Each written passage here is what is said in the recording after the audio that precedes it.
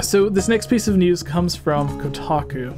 I'm sure everybody is aware of, especially some of the games that have just been coming out in the past month or two, or having a lot of unnecessary loot boxes being put in. There's a bit of controversy that, because for those who don't know, these loot boxes aren't your typical DLC. You're not paying $5 and getting a pack of weapons or new costumes, $10 for a new level.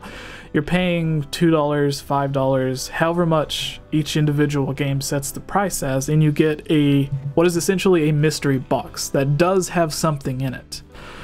But what you get isn't guaranteed. It may be something that you already have a million of, or it could be something incredibly rare. This is something that mobile games have been doing for a long time on smartphones and stuff.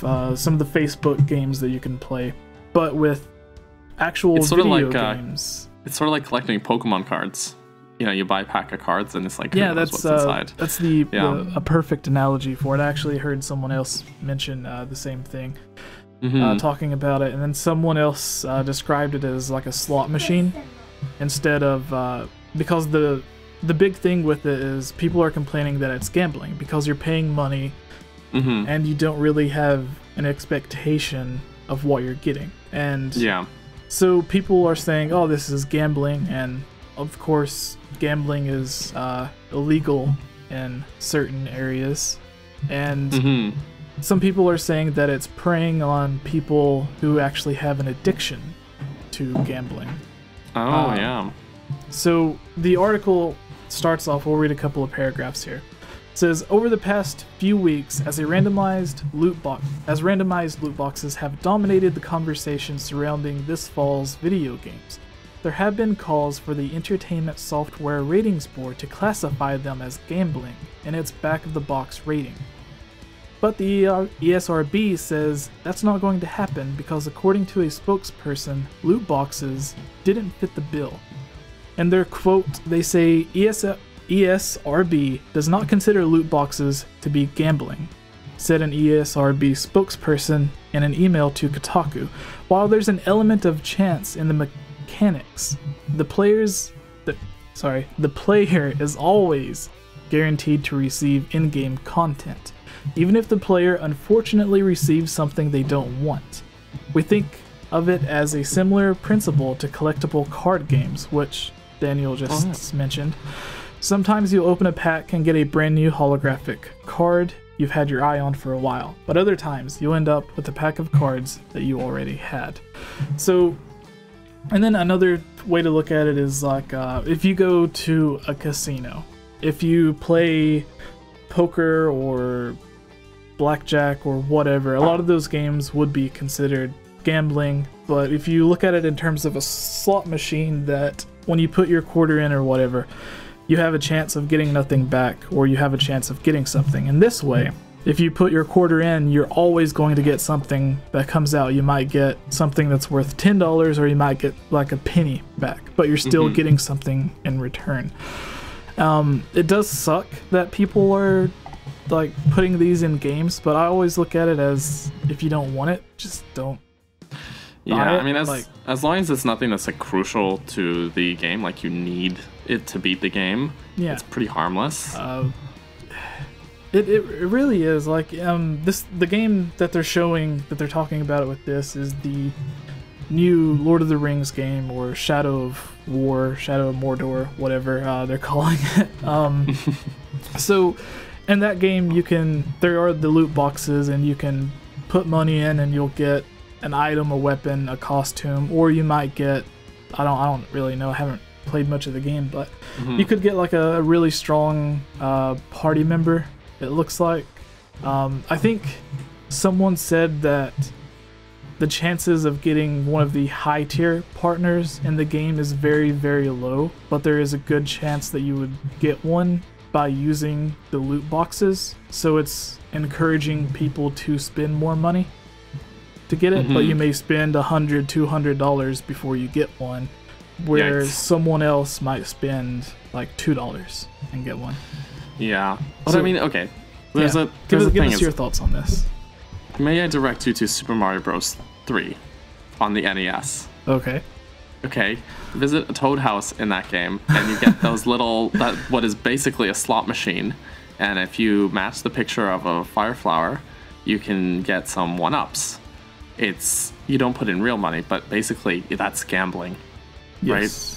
So, and Mario's been doing it since the 80s. So it's harmless. You don't need to get that power up to win the game, right? But if you want to do it, sure, go for it. Hopefully no one developed a gambling addiction as a child from the 80s playing this, but like I feel like this is taken more to an extreme where you're putting in real money and then you might get some real good loot or not. But I mean, I think from what I read on the article that there's no chance of getting nothing. Yeah, you are always guaranteed something. Yeah. So, I mean, it sucks, but like if you don't like it, it's not mandatory. You don't have to do it. That's my opinion. If you want to sink a ton of money into it, I mean, sure, that's your choice, right? And unless you have a real gambling addiction, like that would be the one thing that could be wrong with it. But otherwise, like I just feel it's so harmless that, and if you don't want to support it or put the money into it, just don't, right? Yeah. That's my thought. Some of the games that this website's listing, I don't know if all of these are featuring it, but it's saying Middle-earth: Shadow of War, Mass Effect Andromeda, Injustice 2, Lawbreakers, Forza Motorsport 7, For Honor, Star Wars Battlefront 2 Beta. So beta of the game actually has loot boxes. I think that's too far. I mean, the game's not even out yet, guys. And then Destiny 2's Bright Engrams and FIFA 18's card packs. So there are a lot of games that are doing it. It's like the entire game industry just decided, let's just double down on these at the same time. The question for me, because I don't like, out of all these games, I played a little bit of the first Injustice. I played the first Middle-earth game, Shadow of Mordor. I plan on trying to beat Shadow of War. But the 3 games on here that they listed, Star Wars Battlefront 2, Shadow of War, and Destiny 2 are probably the games that I'll be playing the most that has these. But I don't, like, aside from just buying the expansion DLC for the story and campaign stuff, I don't plan on getting any of the actual, like, loot crates that they're talking about. But what if Nintendo did this? Because I feel that would be a way for our audience that watches this podcast to resonate with, because most of them are Nintendo fans. So I think if Nintendo would be facing like pitchforks and torches. Yeah, because it was anytime bad they enough. do anything DLC related, it was bad enough when Breath of the Wild had its season pass, which was a great deal. Yeah, I liked the season pass. I liked what they gave so far, but yeah, no. Anytime Nintendo does DLC, they are like criticized into the ground. Like people really lynch them for it, even though I think it's, like I said, it's harmless. Yeah, it's just like, well, give me more. You don't want more game? Yeah, it's like, you know, Breath of the Wild took 6-7 years to complete, so they could be like, hey, you could pay $60 in 6 more years and get a follow-up game, or you can pay $20 and in a year we'll give you even more of this game. You know what it's kind of like? I just realized in Breath of the Wild, okay, the amiibo in Breath of the Wild is pretty much like a loot box. Yeah. Because, you just tap it and you pay your, what is it, $12 US? Yeah. It's 15 Canadian because everything's more expensive here. And then you tap that and you get a treasure chest, and it could have something rare or not. And people love that. I don't know. I love it. Oh no, I have a gambling addiction. And the good thing about the amiibo is it's not just tied to one game, and it's not a one-time use. It's a one-day use. It's one purchase, but then you can use it as much as you need to, or as much as you want, which is a little bit better, I think, than like if it was $2, but then $2 for one treasure chest. You know, as opposed to like you paid $12 and then every day you could use it. So Nintendo, I think, you got something here. If Breath of the Wild did this, I could see them doing something to where you would pay $2 and then 10 big chests dropped. Like, instead of just getting the one chest appear with fruit, meat, and everything else, 10 chests. That could be like the Hero of Time tunic. It could be the Flaming Greatsword. It could be Epona. Like, you have 10 different chances to get 10 different things. It could be like an instant refill on all of your rupees. Yeah, so you have the option of you pay $2 and you get those 10 things, or you pay your $12 and you get one every day. Totally still the Amiibo's a better deal, but yeah, no, I could see them doing that. But again, like, the thing is with Nintendo is like, maybe it's because there's such veterans in the industry compared to where Microsoft is, where we're in the third generation of Xbox consoles and the like 8th generation Nintendo console. Yeah. So maybe it's because they're such veterans in the series, or some people have like a real Nintendo stigma where everything Nintendo does is the worst thing in the world. But like, if they tried this, they would be criticized to all hell. Like, just people would just lynch them and just be so unforgiving about it, even though, like, you have to remember that they are still a business. So, yeah, that's my thought. What about you, Jesse? Well, you kind of put it the best way that I could put it. Like, if it was $2, that's not a lot of money. If you have $2 and you don't have anything else to spend or to spend it on, then it's like, well, $2 and then you get all of this stuff. It kind of makes sense in a way, because if there's a really rare weapon that you just can't find, then yeah, like, why not? If have parental controls or something, like an option towards like, I don't want to see this, so then like it just takes the option away from your menu. Like, if there's a character that pops up that you can talk to initiate this thing, or if you go to the pause menu to do it, then have some, whenever the game first updates, it'll ask you, hey, we are experimenting, or we are introducing loot boxes, paid DLC or whatever. If you don't want to be bothered with this, then just click this button and it'll never pop up. You'll never have to see it again.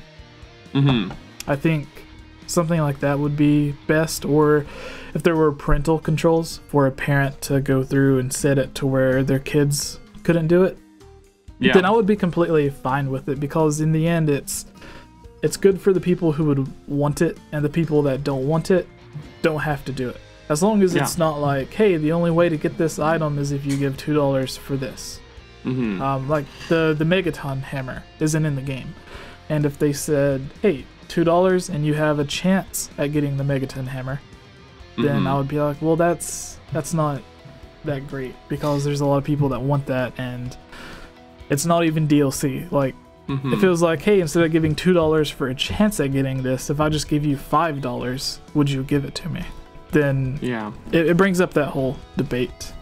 But then again, to add further to that, there's people that say, like, there are Amiibo exclusive outfits and weapons in Breath of the Wild, right? So yeah, it's the same sort of argument again. In fact, because I couldn't get all of my Zelda Amiibo for the 30th anniversary ones, I have missed out on a lot of content, right?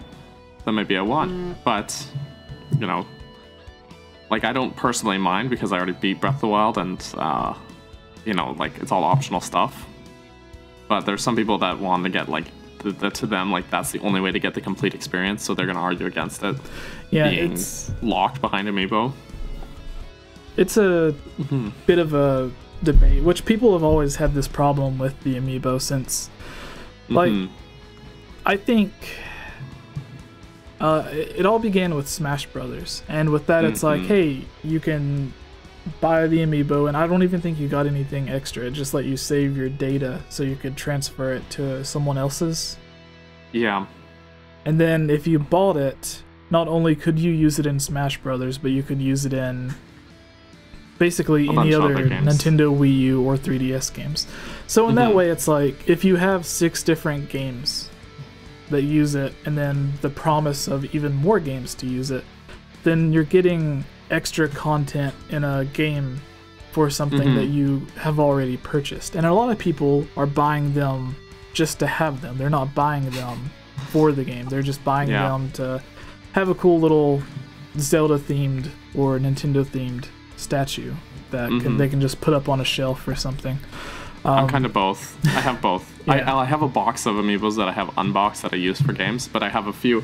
Actually, I have 6 that are still in boxes that I just got to have. All right. And of course, do we have any final thoughts on this before we move on to the next news story? I think people just need to chill out. That's my that's my final thought. What about you?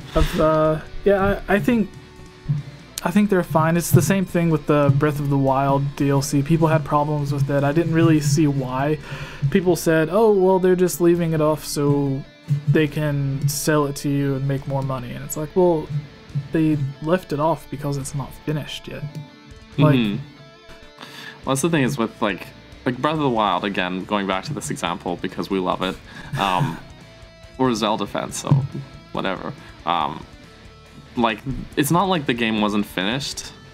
I know we've said this on previous discussion videos too, but the game was finished. You got a complete game. Yeah. They, after finishing it, decided, hey, we have some more things we could add. So then they released that as DLC. It's not like they took out the end of the game and said, okay, you want to fight Ganon? $10. Yeah, you know? The same thing happened famously, I think, with like keeping content out so people can't like enjoy the full game unless they pay. Like the paywall. Nintendo did something and sort of similar with Wind Waker. And I believe they did something similar with Twilight Princess, to where the game was coming up on the deadline. And Wind Waker has 2 or 3 full-sized dungeons that were cut and made into mini dungeons. There's even Ocarina of Time has like cut dungeons. Like the Ice Cavern was a half-cut dungeon. A dungeon that was scaled down to a mini dungeon. And with Wind Waker, I think there was, I forgot the name of it, there's like the ice dungeon and the fire dungeon that are kind of connected, if I'm remembering correctly. The little mini islands that were like scaled down, massively scaled down. Where you get the iron boots and the bracelets. Yeah, and it was made so the game could release on time. They could have delayed it for a year or two and then finished, but then you would, be waiting an entire year. With Twilight Princess, a lot of people think that the end of the game feels a bit rushed with some of the side quests, and especially the Twilight dungeon. Because that dungeon, compared to all of the other dungeons, feels like they didn't put too much time into it. But it's still, I think it's still a very good game. It has more dungeons than any other Zelda game, so you can't really complain about it. Yeah, they always have to cut some dungeons out of Zelda, and they end up, it's not like you'll never get it, because they've said before that cut dungeons just end up being put into the next Zelda game, basically. Yeah. So, like, when they talk about the Temple of Light being omitted from Ocarina of Time, I'm like 90% sure that's what the Tower of Gods ended up being in Wind Waker. Like, pretty sure. And then with the Spirit Temple, you have 2 dungeons there. Yeah, pretty much. And then much. a lot of those use light, so they could have just combined the ideas and then put what was left over in the upcoming Zelda games. But yeah, like it's gonna happen. Some dungeons are gonna be cut. I don't feel like the Palace of Twilight was incomplete. I like playing through that. Like it's a pretty finished dungeon. Yeah, I mean, I don't know. It feels finished, but I understand what some people say, that it feels like it was rushed. Like, it doesn't feel incomplete, but to me it does feel... It definitely stands out from the other dungeons. Because I mean, it's not as long as some of the other ones, for sure. Yeah. I think what most people talk about is essentially you have the left side, the right side, and then the center. And then the left side, instead of the dungeon being like a huge maze with everything connecting and like wrapping back around, the rooms intertwined, instead of having that, you just have the left side and the right side, which isn't a maze at all. You just go from one room to the other. Yeah, but it's a more objective-based dungeon than other. Well, The lake bed temple is kind of like that too. You go to one side, you raise the water. Go to the next side, raise the water. Rotate the stairs a bunch of times, and then you go and finish the middle. Like it's it's a little more in depth, I think. But I have an unpopular opinion where I really love water dungeons in Zelda. But I think they're definitely some of the most creative. Twilight Princess has like really good dungeons. Yeah. There was actually again, we're getting off topic, but Mossy's, who owns Zelda Dungeon and now Zelda Informer, on one of his videos he was talking about comparing Breath of the Wild, which at its time, or not Breath of the Wild, Twilight Princess, which at its time was popular, not necessarily popular because of this, but one of the things that separated it was the size of the overworld. It had such a huge overworld, and it had more dungeons than any other Zelda game at the time, probably still. And he's seen it as more of a, where the overworld kind of feels emptier than most Zelda games, and then the overworld has a lot of narrow paths instead of being just a huge open world like Link to the Past or the like original Ocarina Zelda of Time, game. or? Yeah, Ocarina of Time even, because like if you go from Hyrule Field to Ordon Village, that's like a very narrow path that like kind of snakes through. But yeah, I mean, if you just pull up the maps on Google and compare them, Twilight Princess has a lot of like snaking small paths. Yeah. Yeah. But he thought of Twilight Princess as being a dungeon-based Zelda game, where Breath of the Wild was more of the world was the focus instead of the dungeons, because the dungeons in Twilight Princess kind of stand out on their own, where the dungeons in Breath of the Wild are a part of the world. I would argue that if we want to take that more to the extreme, Skyward Sword is the real dungeon-based game, to the point where even the overworld feels like you're going through a dungeon.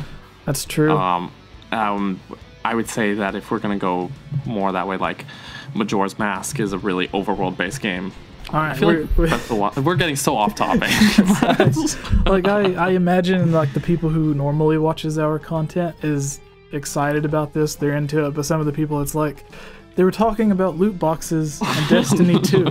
Now they're talking about dungeons in a Zelda game that came out 10 years ago. Yeah. Alright, so give us your opinions on, everyone watching, give us your opinions on loot boxes, if you like them, if you've had good luck with them, if you have bad luck with them, if you don't want to ever see them again. I think we came down and decided on it's nice for the people who want them, and if you don't want them, just don't buy them. Yeah. There you go. Simple. Yeah. Alright. So, done with that. Moving on to something a bit more interesting for me.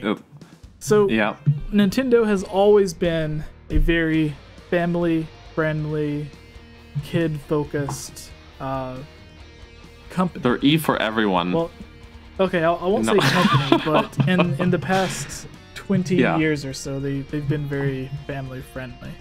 Very much so. Because they used to have a lot of ventures outside of Nintendo that weren't very kid friendly. But okay, so our next news story comes from Go Nintendo, where they say developers say Nintendo is making a bigger push for more violent, risque content. The videos on this channel are funded by supporters on Patreon like you. If you're a fan of this channel and would like to join on videos, receive shoutouts, watch videos early, have your questions answered, or have your topic discussed on our podcast, please consider supporting on Patreon for these and many other rewards for just $1. Shoutouts for this video includes Link Use the Triforce, Rusty Caulfield, Lovable Christie, Give Time 15, Shadow to Us, Robbie Morgan, and Lunarium. I want to thank all of you for everything you have done to help support this channel.